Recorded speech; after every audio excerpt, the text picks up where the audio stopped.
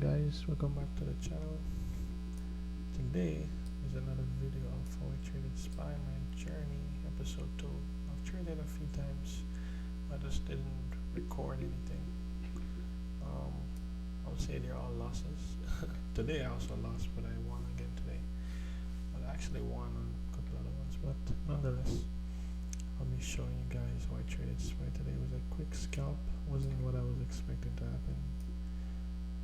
I expected wasn't what I wanted to happen, but nonetheless, I'll show you guys what I was hoping to happen, and then I'll show you what I did to what happened today. Or I traded the chart. Or I traded today. Let's go over to the 1 hour time frame. So you can see here, SPY is in like the supply zone here. So we came up, left this demand zone, came up to the supply zone here. I was looking for prices to come back down so I can trade it down to this demand zone, but that's not what happened. It just sort of stayed mostly in the zone here and just hang out, went above there for a bit, but yeah, didn't really get any opportunity. Trying to practice this new strategy of supply and demand. I've been researching it, I'm still learning it. I'm just trying to see if it works, and for me at least, and seemed to be a pretty popular one, but let's see how it goes in the future. But yeah, let's go back to the 5 minute and I'll explain how I traded today. So I was watching SPY and I was watching ES at the same time. I also marked the same exact supply zone. You see, it definitely respected it quite a bit. So let's go to SPY here. So I saw SPY was trending down. I was looking for a break. I was watching ES. ES went all the way down, but SPY just wasn't pushing. But yeah, I was looking for, I saw it trending down. I was looking for a push out so I can trade it down to here. Break off the zone so I can trade it down to here, but that's not what I got. So I saw that SPY was coming down here and I was looking for excuse me, an entry, but I wasn't really comfortable with these ones here. I mean, I could have taken entry here, set my stop loss just above here on the break, but as you can see, didn't stay down there long. But I saw the pullback here on this one, and I was like, oh, well, that looks very good. It's a very good pullback, kind of like what I like to trade, because I like to trade pullbacks. Just a heads up, sorry, not a heads up, but just a note. I am trading on a simulator account. I'm not trading on a live account. I'm trading on a simulator account. So I'm still practicing. I'm just documenting my journey, and for any new traders, or so, because mostly new traders watch these type of videos. So yeah, so I saw it was pulling back, and I saw, okay, well, it pulled back here to this line, and then I saw this candle open, so I was like, okay, I saw that, okay, it came down and it broke here. I actually entered a trade here initially on this right here, and it broke the line. I don't think my line was like this exactly, but it broke the line. I entered into a trade there because I was like, okay, I think we're gonna get a push down here, because I saw ES was really going for it. I mean, like really. So I was expecting a break of the zone as well. So I was like, okay, let's see. I'm gonna take an early entry here. So I entered the trade here. I had to run to the kitchen, and I left it running. But I was like, you know what? Let me close the trade, because I didn't want to leave it and then reverse on me, you know, and I'd end up lose way more than, you know. So I was like, let me trade and let me just, not because it's a simulator account doesn't mean I should just let it be, but I said, you know what, let me just come back, and I closed the position out actually. So let me go to WeBull here. So here, so the first trade I made, that first one there, which was I bought it on one contract, just bought one contract. $1.65, sold it at $1.39, so I ended up losing some money there off of that one. So that was the first trade I made. I wasn't able to watch it actually, so I ended up just had to close it out. So then I didn't took too long in the kitchen and ended up coming back, and I saw it was moving on ES. I clicked on ES and I saw, oh, ES is moving big time. So I said, okay, we're rejecting off the VWAP and rejecting off the line here. We don't seem to be breaking. And boom, just like that, I saw it broke this, and I entered. I don't remember where exactly. Somewhere maybe around here, maybe. Yeah, I entered, and I was like, okay, perfect entry. Perfect. My stop loss was just above VWAP here, and I was like, okay, let's just watch it and see. So I was like, okay, where's my exit? Quickly I looked and I had my pivot point.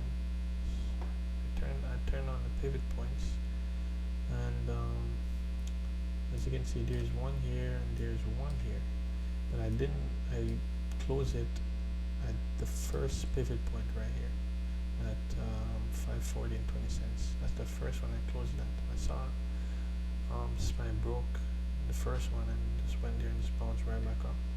But I closed it on the first one because I saw it came down slightly and then it sort of pulled back a little bit. I was like, okay, I'm out. Sold it, and then I saw that it broke and I was like, okay, is it actually gonna go? I was gonna wait again and see if I get another move, but that's not what we got. You see how it reversed and boom, so I just went right back up. So it was a very good decision I made by using the pivot points for my exit there. It's not all the time I use them, only when they're within close proximity of like where the price broke out. For example, if I was to trade this flat top here, and let's say I entered here, and I saw, okay, well, we broke here, I would have probably closed it right at the edge of the supply. But let's say the supply wasn't there and we were working with this pivot point, I would have closed at this pivot point here. But on this one trade, the first trade I made was here, and when I sold it here at a loss, I lost like $24. I was down $24. That was one contract. But I went in, I was so confident about this one, so I went in with 3 contracts, and I ended up making. Let's go to the P&L here. So it was $115. I sold it for the 3 contracts, $115. Because of the 25 lost in the beginning, the total is the day P&L is $91. So yeah, so I bought it at $1.40 and I sold it at $1.79. That let's go over here. So the SPY contract, as you can see right here, bought it 3, sold 3, $91. I started initially this account with 5,000, but I've been taking very sloppy trades. I haven't been disciplined, and I've been kind of not following my strategy, and I think that's very bad. I think for me, I think I need to buckle down and start to follow my strategy. And yeah, and that was pretty much a trade today. It's pretty much what I did. Tomorrow I'm looking to see what's happening tomorrow. We are resisting here.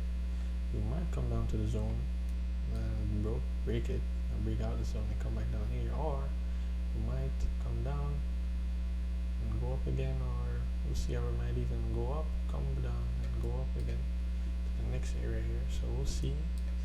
But if we get an up and then come back down into the zone, I'll take a entry for the upside here.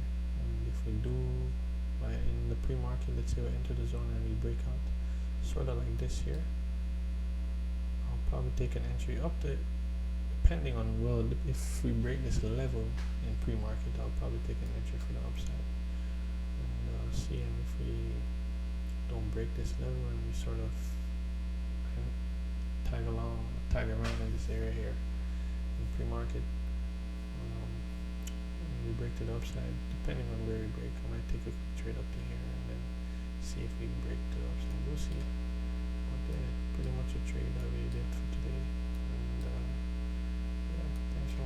see what's happening on ES as well.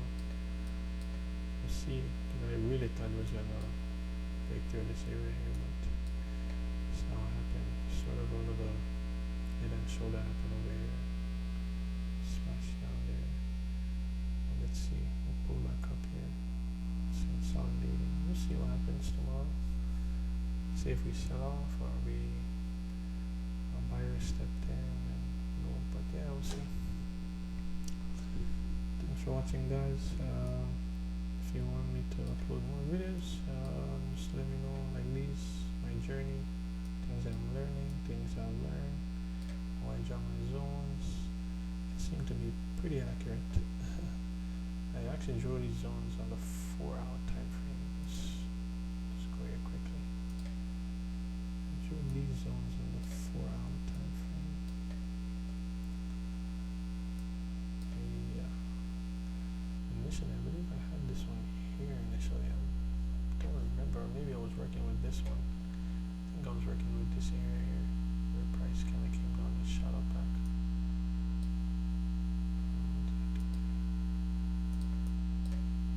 Yeah, so yeah, these are the zones I drew. This one here. I wanted to draw one here, but I'm not sure. We'll see though. Yeah. These are the zones I was working with on the 4-hour time frame. So we're literally in the zone right now. Trending up, consolidating. Going up here a little bit on the 4 hours, you can see. So more than likely we might get a push to the upside here. Based on how it's looking. Based on how it's looking, we might actually get a push to the upside here. We'll see though. But yeah, thanks for watching, guys.